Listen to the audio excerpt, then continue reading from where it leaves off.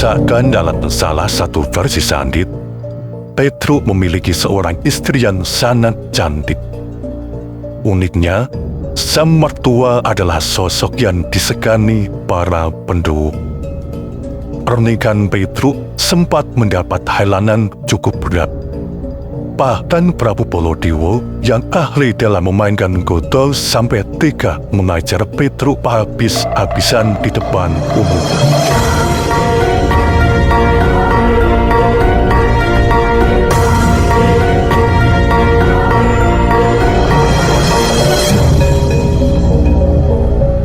Pada lakon Petruk Nagih Janji disebutkan, Prabu Kresna memiliki 3 orang putri. Yang pertama Dewi Brontowati, yang kedua Dewi Siti Sundari, dan yang ketiga Dewi Titisari. Ada sesuatu yang melingkupi diri Dewi Brontowati sehingga dia seperti sulit mendapatkan jodohnya. Berbeda dengan Siti Sundari yang telah bersuamikan Abimanyu dan Titisari yang bersuamikan Bambang Irawan. Kedua putra Arjuna itu telah membawa kedua putrinya itu ke kesatrian masing-masing. Semua orang tahu kegelisahan Prabu Kresna. Hingga akhirnya, tanpa seizin Semar, Petruk datang dan Durwati menghadap Prabu Kresna. Dengan percaya diri, Petruk mengatakan pada Prabu Kresna, penyebab Dewi Brontowati belum mendapatkan jodohnya adalah karena Sang Prabu terikat janji dan belum dipenuhi hingga saat ini. Dahulu, ketika Brontowati masih kecil, dia dijanjikan untuk dinikahkan dengan gadis itu jika berhasil mengalahkan Prabu Pandu Bragolamani. Tetapi ketika tugas itu berhasil dilaksanakan, Prabu Kresna seperti mengulur-ulur waktu dan supaya tidak diwiranan, malah berniat menerima lamaran Lesmana Mandragumara yang di-pick up penuh oleh Prabu Baladewa. Prabu Kresna tetap menolak Petruk. Apa kata orang jika menantunya bukan bangsawan sekaligus buruk rupa? Petruk akhirnya pulang sia-sia. Celakanya, kata-kata Petruk akhirnya sampai di telinga Prabu Baladewa yang pemarah. Dicarinya Petruk lalu dihajar di depan umum tanpa ampun. Beruntung, tak lama kemudian Antareja datang.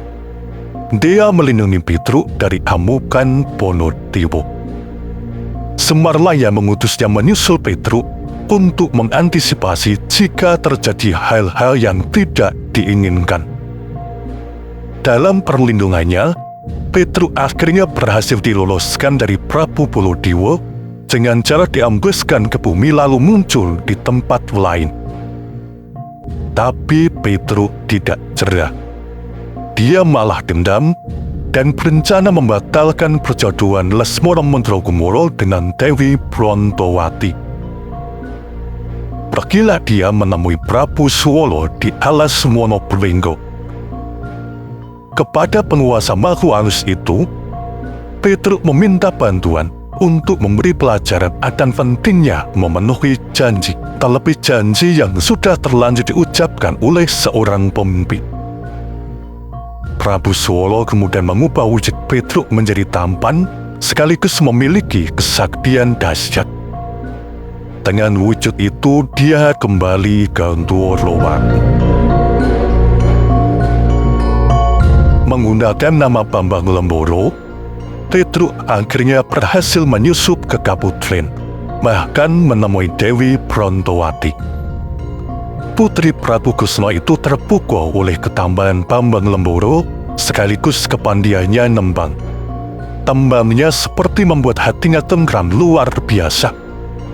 Jika boleh memilih, Brontowati memilih dibawa pergi saja oleh Bambang Lemboro dari Kaputren ketimbang menikah dengan Lesmana Mandragumara yang terluang manja, suka berdandan tapi malas belajar tata keprajuritan. Tentu saja Bambang Lemboro seperti mendapat durian runtuh. Segera saja, dengan kesedihannya, Dewi Prontowati dimasukkan ke dalam cincin dan lantas dibawa pergi.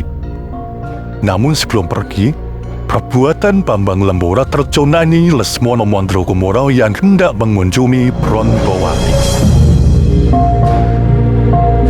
Durwati pun gegel.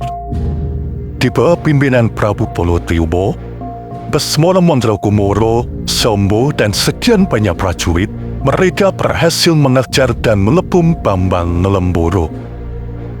Sayangnya, jumlah dan ketikdayaan mereka tak sebanding dengan kesaktian Bambang Lembora. Dengan mudah, wujud samaran Petruk itu berhasil merontokkan perlawanan musuh-musuhnya. Petruk pun kemudian melanjutkan pelariannya. Di perjalanan, dia dicegat oleh Semar yang dimintai bantuan oleh Prabu Kresna.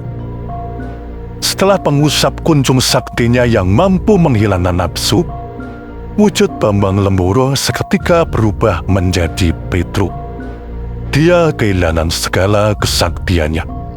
Dewi Prontowati juga keluar dari cincin yang dikenakannya. Di hadapan Semar, Petruk mengaku mendesal, tapi niat sebenarnya adalah untuk memberi pelajaran pada para pemimpin seperti Prabu Kresna. Bagaimanapun juga, janji adalah janji. Jika tidak bisa memenuhi, sebaiknya jangan berjanji. Sebaliknya, Prabu Kresna juga meminta maaf pada Petruk. Meski dia seorang titisan dewa sekalipun, dia adalah tetap manusia yang bisa punya salah.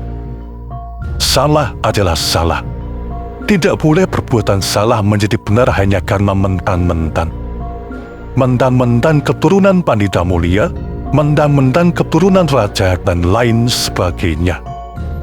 Karena sudah saling mengakui bersalah dan minta maaf, Semar kemudian menanyakan bagaimana nasib Dewi Prontowati selanjutnya. Apa kata hatinya? Dia akan memilih siapa? Jika memilih Petruk, apa dia bersedia menerima wujudnya yang buruk rupa? Jika memilih Lesmono Mandrokumara, apa dia siap menerima segala watak dan sikapnya selama ini? Ternyata Dewi Prontowati tetap memilih Petruk. Dia tertarik bukan karena wajahnya, namun oleh kemampuannya nembani yang menenteramkan hati. Prontowati berharap dengan bersama Petruk, sepanjang hidupnya tidak akan pernah sedih, gundah maupun resah.